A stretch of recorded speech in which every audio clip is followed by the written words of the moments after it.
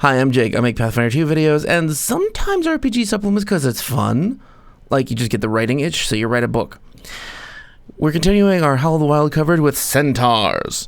Now, the Centaurs in PF2 seem to be born of the concept of Chiron, the teacher and healer of the ancient Greek mythologies. So, that was something that was surprising to me. I expected something different. If you don't care about lore, just skip to the heritages and then the feats. Go to this time here. Centaurs are proud nomads who range far and wide across their ancestral territories, protecting their lands from exploitation and intrusion. They are survivalists who forge tight bonds with family and community and stand firm in the face of danger. Many are skilled hunters, trackers, and warriors who do battle with bow, steel, and hooves. Brave and stubborn, they're willing to challenge even the fiercest foes and largest forces to protect their homes, kin, and the land within their domain. As hunter-gatherers, centaurs rely upon the bounty of the natural world for sustenance. As youths, they're taught to nurture and respect their surrounding ecosystems so the land remains healthy and bountiful throughout their lives and is preserved for future generations. Centaurs understand that a land exploited or despoiled is a land unfit for survival, just as a herd overhunted dies off. In the ancient past, such carelessness and greed resulted in malnutrition, famine, and loss of territory, and most centaurs are careful not to repeat the mistakes of their distant forebears. They have a longer memory than humans. Thus, centaurs prefer to adapt to their surroundings rather than abuse their environments for their own comfort. They're guardians of nature, and their beliefs lead them to clash with careless urbanites and expansionists over exploitative and dangerous practices, including overhunting, overlogging, pollution, and city development. They're Greenpeacers. Centaurs are happiest when mobile, and many feel restless or fall ill if cooped up or sedentary for too long. They're fond of racing and athletics and are aggressively competitive, always striving to best their previous achievements and to outdo their fellows. This often results in centaurs being judged as contentious and boorish by outsiders. Pompous outsiders, maybe. Most centaurs enjoy physical contests, particularly team sports, and award small but valued tokens to victors. Though for many centaurs, bragging rights are the greatest prize of all. Not all centaurs compete as athletes, but most centaurs enjoy exertion and take naturally to activities that get their blood pumping and their heart racing. If you want to play a character who runs free and proud, always looking out for their companions, you should play a centaur. Or if you like horses. If you play a centaur, you might go to great lengths to protect your home and the people you love. You might enjoy competition, particularly organized sports and tests of strength or endurance. You might respect and value the natural world. Others probably assume you're an expert archer or fierce warrior. They might think you understand horses. They might consider you aggressive and overly competitive. Physical description. Centaurs have the form of muscular humans with the bodies of horses from the waist down. They're hardy and stable, capable of carrying heavy burdens and cumbersome loads for long periods. Centaurs display great variation in their size, hair, and coloration, with most averaging 7 feet tall and weighing over 2,000 pounds. While coloration is often inherited, the centaur's coat markings are unpredictable, and many take pride in the distinct patterns, placements, and chromatic shifts of their coats. These markings are present at birth and don't change over the course of a centaur's life. In ages past, a centaur's markings were used to divine their future. Though this tradition has fallen out of favor since the death of prophecy, some particularly rare markings are still considered lucky or an ill omen today. Society. Centaurs are originally from the continent of Casmaron, and most still reside there today, particularly in Iblados and Iobaria. In Iblados, many centaurs are agrarian, carefully and sustainably tending farmlands and gardens, particularly for wildflowers, olives, figs, and grapes, because they're Greek, from which they vinify a beloved and potent local wine. Thanks to popular folktales regarding the near-mythical centaurs Elphavus and Ventriadi, famed mentors to numerous ancient Ibladan hero gods of old, it is traditionally believed that centaurs excel at training heroes. Centaurs have done nothing to dissuade this notion. Most centaurs enjoy the act of mentorship, and aging military leaders, healers, astronomers, engineers, and other experts are often thrilled to pass their knowledge down to younger generations. Thanks to their competitive nature, some centaur teachers compete with one another over who can train the most promising students, soldiers, and intellectuals. My hero's better than your hero. Your hero started with superhuman strength. That's not fair. Over the ages, centaurs spread throughout much of the inner sea via Iobaria, most notably the Isle of Kortos, where grudges against the citizens of Absalom are long enduring. There, centaurs wage guerrilla warfare against the constant intruders into their territory and clash with nearby harpies and minotaurs. We need a harpy ancestry. I'm going to work on that. They range across the lowlands and forests and alpine meadows and throughout the Immenwood. Centaurs maintain large territories that they range through in a nomadic lifestyle, living as mobile communities of hunter-gatherers. These areas are well defined and have been maintained through generations. At the heart of each territory is a centralized location of import, often a religious site. Meeting place, or camp, is maintained for sick and the elderly centaurs who can no longer travel with the rest of their band. Occasionally, this camp is a permanent settlement, constructed of wood, limestone, clay bricks, or marble, depending on the region and environment, and surrounded by fields of carefully tended crops or flocks of chickens, goats, or sheep. Centaurs have a passing fondness for animals, but rarely keep domesticated pets, and they find horses off-putting. Okay. I guess if my neighbor was like human from the waist down and horse head from the waist up, I'd be disturbed. A centaur band is a tight-knit community led by a respected member of the group who's proven capable, wise, and calm under pressure. Usually, these leaders are middle-aged and older, as centaurs consider life experience a necessary quality in a leader. Rarely, a centaur or band chooses to become sedentary or integrate with a larger nation. These are often small bands whose territories have been destroyed or stolen, emissaries representing their bands, adventurers, loners, outcasts, or even bands who simply can't survive against a superior military enemy. Regardless, this choice is not made lightly, as most centaurs feel constrained in urban environments, particularly in settlements built for people smaller than them. We need like a Batman-style centaur. Like, they live in town and they leap from rooftop to rooftop. 2,000 pounds, thud. When built, centaur constructions are large and airy to allow for range of movement. Their buildings are communal, always above ground, and open to the elements in places. Wide doors held open or roof and wall hatches to allow in light. Most are built of wood, thatch, and mud brick, while in Iblados, harder materials like marble and stone are more likely. In Iobaria, they often repurpose old Cyclopean ruins, which offer plentiful space. 'Cause Cyclopses were giant, folks. In Iobaria, herbalism, medicine, and magical purification are more commonly valued skills thanks to the incessant plagues and illnesses that are prevalent in the region. Ew. A centaur band dare not travel without a few skilled healers, and even hunting parties and scouts rarely split off for long. Centaur healers and herbalists frequently put aside their differences and affiliations to exchange knowledge at annual meetings known as soothings. There, band representatives from across the nation exchange medical breakthroughs and other knowledge. The largest of these soothings occurs biannually in Vernern, the largest centaur settlement in Iobaria. I'm going to pause for a moment and go over the in-game stats. Rarity of centaurs, uncommon. Hit points, 8. Size, large. Yes! We get big creatures in this book. Speed, 30 feet. That's nice as a base. Finally, another one besides elves. Attribute boosts, strength, wisdom, and free. Attribute flaw, charisma. That's not because they're not eloquent, it's because they don't care. At least going from centaur mythology before this. Languages, common, fey, and others. Traits, beast, centaur, humanoid. Dark vision, and they can act as a mount. Your equine body is well suited for carrying trusted allies. A PC can ride you if they are one size category smaller than you, medium size for most centaurs, rather than needing to be 2 sizes category smaller. Robust. You increase your maximum and encumbered bulk limits by 2. It's a little bit different from like previous versions of D&D where centaurs were like offended if somebody wanted to ride them unless they offered. Like, would you like a lift to get there? I'm willing to. It's this great honor.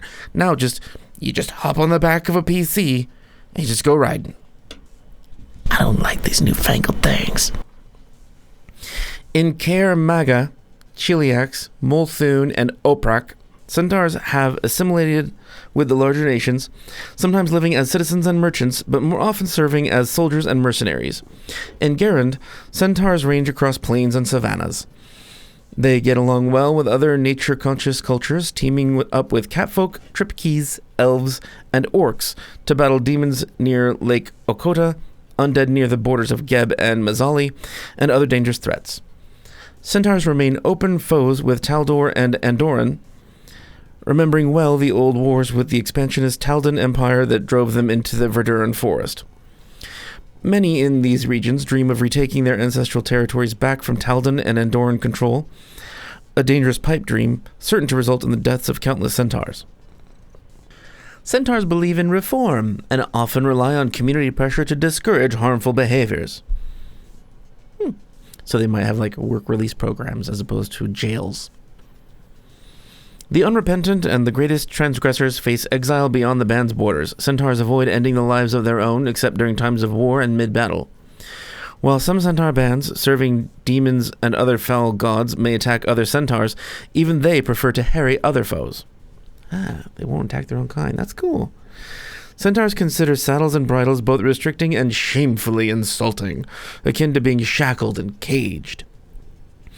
They despise being ridden and refuse to serve as a mount except in the direst of circumstances or emergencies, or only by their most trusted companions. Centaurs have a single name and sometimes earn an appellation through their deeds, appearance, or personality traits, such as Thunderhoof or Windrunner. When beyond their territorial borders, centaurs use their band's name as an additional identifier. Centaurs who settle in other nations either adopt their band name as a last name or create a unique last name of their own, founding a lineage that's passed down to future generations. Sample names: Aakora, Demelian, Urtris, Hycanthi, Erden, Jalvain, Karala, Malian, Oridius, Tauran, and Vorag. Interesting names. Some of them sound Greek. At least ancient Greek. Beliefs. The beliefs of a centaur often depend on where and how they were raised. Many centaurs follow the green faith, or worship deities who share their respect for nature, such as Kernunos, Aristil, or Gozre. Others feel kinship with Desna, goddess of travel. Healers and herbalists favor Emoniel or Pharasma. In urban areas, Kyrgyz and Gorum are favorites, depending on the centaur's temperament and profession. Centaurs have two primary religious figures, green speakers and faith speakers. Green speakers are one with nature, followers of the green faith, exceptional herbalists, and otherwise learned in the ways of the natural world. Faith speakers are pious devotees of gods, demons, celestials, and other beings. Both are given equal respect, considered two sides of the same coin. Through their speakers, centaurs interact with the world beyond what they can see and feel, and lead ceremonies, celebrations, and prayers. Celebrations are usually divided into two categories, beginnings and endings, with beginnings such as weddings, births, and springs celebrated at dawn, and endings such as harvests, funerals, and partings celebrated at dusk. Death rites vary by region and culture, but sedentary bands and those who cultivate fields, gardens, or crops often burn their dead on pyres, releasing their spirits from their material bodies, then using the resulting ashes to fertilize fields or gardens so the dead can continue to serve their community. In regions with rocky ground or frigid climate, centaurs instead bury their dead under cairns and stone mounds.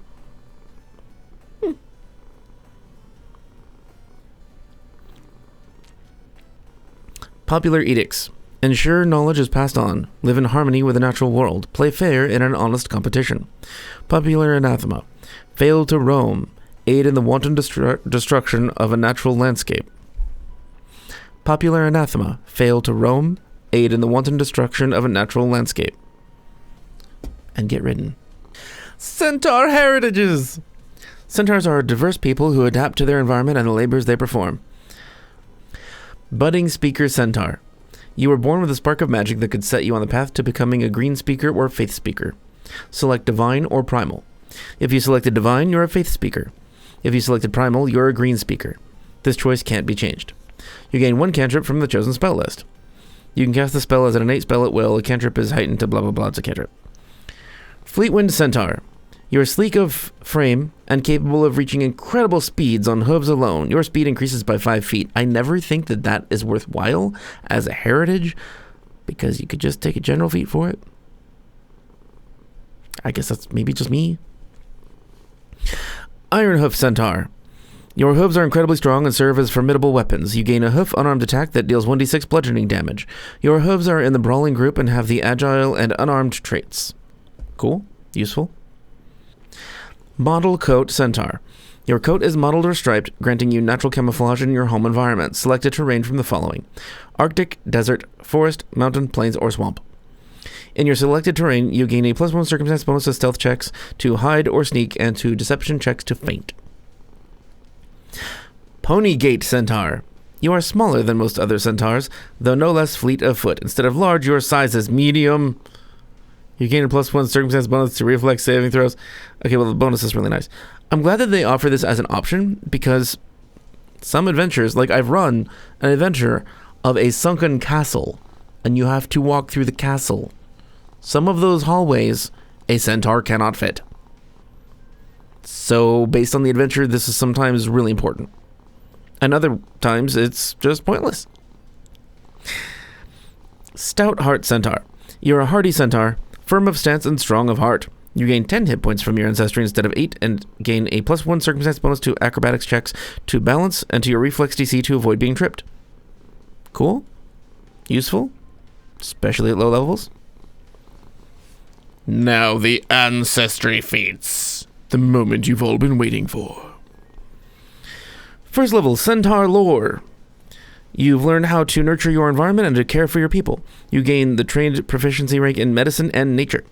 If you would automatically become trained in one of those skills from your background or class, for example, you instead become trained in the skill of your choice. You also gain the additional lore general feat for Centaur Lore. I don't really say much about the lores, generally, for an Ancestry, because, like, it either fits for your build or it doesn't, and I don't like them in general. Because, like, there are other really powerful first-level feats that you can take. You can even take a versatile Ancestry that gives you a first-level ability that's really, really useful in combat or out of combat. Or you gain lore for just the Ancestry you are, and skills that you might not need.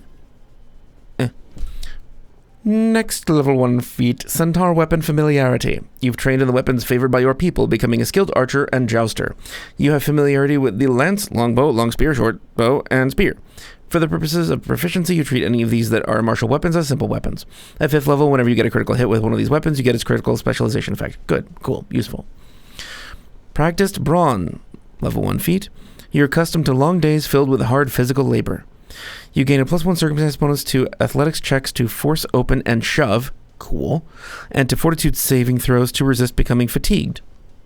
When you roll a success on an athletics check to shove, you get a critical success instead. That's actually quite useful. The critical success, you move people 10 feet instead of 5 feet. Nice. Next feat, level 1 Skilled Herbalist. You've been taught how to craft healing remedies with a variety of herbs and plants. You gain the alchemical crafting feat, except you must select the following items to add to your formula book. Oh, interesting. Lesser Antidote, Lesser Anti-Plague, and a Minor Elixir of Life, as well as a 4th, first-level common alchemical formula of your choice. You can use nature to craft an alchemical item that has the healing trait rather than crafting. That is just straight up the herbalist archetype dumbed down. Obviously, it fits the herbalist feel. And it's actually quite good. The issue I have with skilled herbalist is the same that I have with a lot of crafting feats, and that is that you don't always have downtime. You just have to keep that in mind. Or ask when you start up of the GM, can I have made these things beforehand? Because I don't know if we'll get downtime. The GM isn't going to think of that all the time. So take responsibility for asking those things that matter to your character. Next level 1 feat, Steel Hoof. Prerequisites Iron Hoof Centaur Heritage. You've girded your hooves in steel or other reinforcements aimed to inflict maximum damage. Your hoof attack deals 1d8 bludgeoning damage instead of 1d6. Okay, that's a little improvement. 5th level, Accommodating Mount. You've trained to serve as a mount, if only for your most trusted allies. When another PC rides you as a mount, your expert coordination allows them to gain 3 actions at the start of their turn rather than the 2 they normally would for riding another PC. You still gain only 2 actions at the start of your turn, instead of 3, as you spend 1 action keeping them balanced on your back and ensuring they're firmly mounted. I think that kind of makes sense.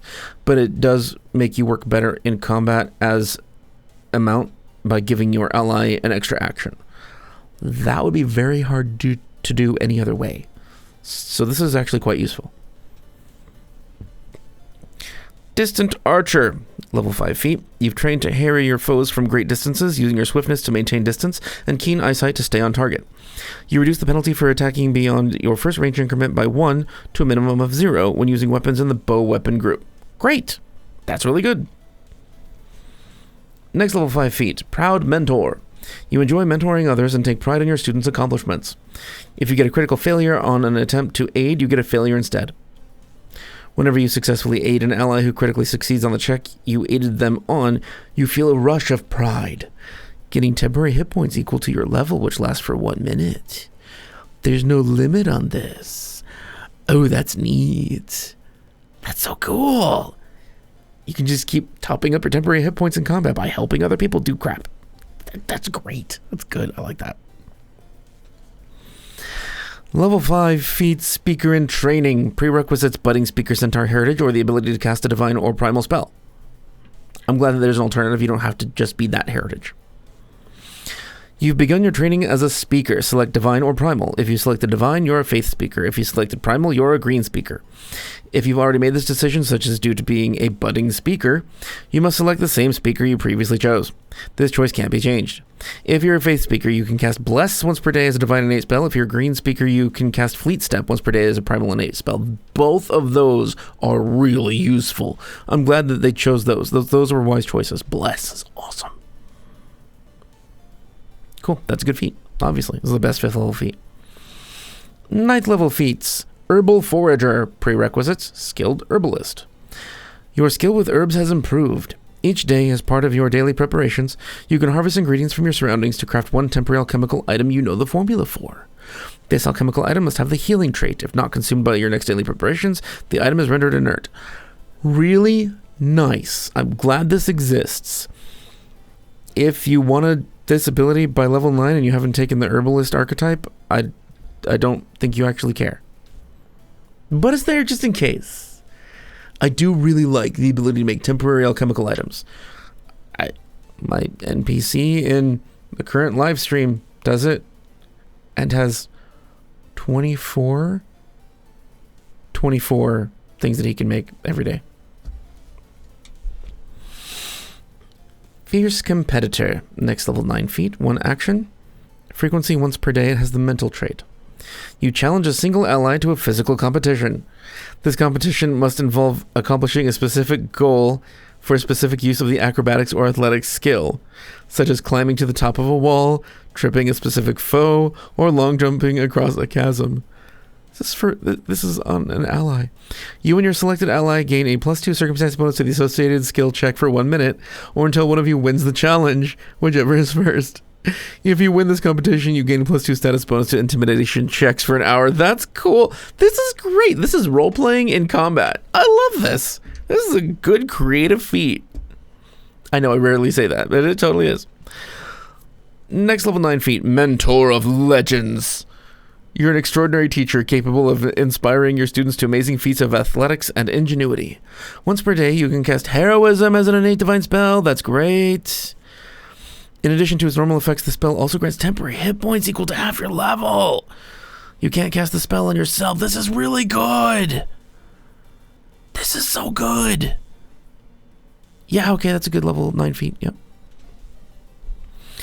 Next level 9 feat, Ride On. It's a reaction. Frequency once per hour. Trigger, you would gain the fatigued condition. Even when tired, you refuse to give up, pushing yourself to extreme feats of endurance. You delay the effects of the fatigue condition for 3 rounds. If the fatigued condition has a duration, the duration begins to elapse only after the delay. You can't further delay or prevent the fatigue condition after this ability ends. I don't like this, but only because I think it should be a little bit more powerful. Like, If it is fatigued from not sleeping, this does nothing, because it's for 3 rounds that you put it off. If it's fatigued from a spell or effect or an enemy's attack, then putting it off for 3 rounds might be till the end of the fight. Or not. It doesn't seem useful enough. Like, you're still fatigued. I guess it's a temporary effect if an enemy causes it. So it could save you from being fatigued during the fight. So it could ignore that part of that effect that the enemy might have done to you. See how much like mental gymnastics I had to do that? This isn't always going to be useful. And I don't like those. But it could be useful. Just keep it in mind if you end up fighting a bunch of stuff that fatigues you. But how are you going to know? I don't like it. It's a trap. It feels like a trap feat. Next level 9 feat, Speaker's Defense. Prerequisites, budding Speaker Centaur Heritage or Speaker in Training. As a speaker, you've forged a deep bond with powerful spirits who you can urge to rise up to defend you and your people. If you're a faith speaker, you can call on gods or powerful planar allies to cast Share Life and Status. Nice. Each once per day as innate divine spells. If you're a green speaker, you can call on the forces of nature to cast Entangling Flora and Environmental Endurance each once per day as innate primal spells. The faith speaker spells are much more useful. They just are. Okay. Next level 9 feat, Stubborn Defiance. I like feats about being stubborn. Like, you should get a positive effect from being a jackass. That's just fun. You're brave and stubborn and refuse to back down or bow to the wishes of another. You gain a +1 status bonus to saves against mental effects. Additionally, you gain the I defy you reaction. I had to say it that way. Exclamation point. And here's the I defy you reaction. I defy you. Fortune, mental, trigger. You fail a save against a mental effect. Frequency, once per hour. It's a reaction. Effect, you reroll the triggering save and must take the second result. Great. This is really good. This is a very, very good feat. It's mental effects. It's all mental effects. This is extremely good. Level 13 feats. Camouflage Coat. Prerequisites, Model Coat Centaur Heritage. You've learned to use your natural camouflage to your advantage, enhancing your ability to blend with your surroundings through careful movements and additional markings or attire. In your selected terrain, you can hide or sneak without cover or being concealed. Great. That's cool. That's useful. It's only in one terrain, so it's not always useful. I don't know. It should be better than that. Like, you can take it again to pick a different terrain. Or, like, you can choose the earlier one to pick it multiple times to choose different terrains. No, that's a heritage. I don't like that it's in just one terrain. Yes, it's thematically appropriate. That doesn't mean it's always useful. And no, I don't like those. Next level 13 feat, Incredible Sprint. 2 actions. You push yourself, unleashing a burst of sudden speed. You stride 3 times. Great. This is great. It's just extra actions. You're a really good Centaur Scout. Cool. Next level 13 feat, Miraculous Medic. Your ability to heal others is miraculous enough to bring people back from near death. Once per day, you can cast Breath of Life as an innate primal spell. That's great. Yeah, alright, so they have some really cool divine and primal spell options in this Ancestry. Last level 13 feat, Trample. 3 actions. You've trained to stampede right over smaller foes without causing yourself any harm. Stride up to double your speed. You can move through the spaces of creatures at least one size smaller. Yes, medium-sized. Trampling each creature whose space you enter. You can enter to trample the same creature only once in a single trample. You deal bludgeoning damage equal to your hoof attack or your unarmed strike if you lack a hoof attack against these creatures, who can attempt a basic reflex save against your class DC. I love that it's not small and smaller. It's medium-sized. It's actually useful. This is a useful level 13 feat. Good. Level 17 feats. Merge with the Source. Prerequisites, budding Speaker Centaur Heritage or Speaker in Training. You're among the most powerful of speakers and can adopt the form of the spirits you entreat with. Select one of the following spells, which you can cast once per day as a 7th rank innate spell. If you're a faith speaker, select from Angel Form, Daemon Form, Demon Form, or Devil Form. Neat! Which you cast as a divine spell. If you're a green speaker, select from Elemental Form or Plant Form, which you cast as a primal spell. This is great! I love the spells that they have options for. That's great. Last level 17 feat. Starshot Arrow, 1 action, has the attack trait. The greatest centaurs need not wait until their stories are over to touch the stars in the sky. You draw an arrow or other ammunition, whisper a short invocation over it, and then strike with a ranged weapon. The arrow becomes a bolt of starlight, changing its damage to your choice of force or spirit, and granting it the effects of the Ghost Touch rune.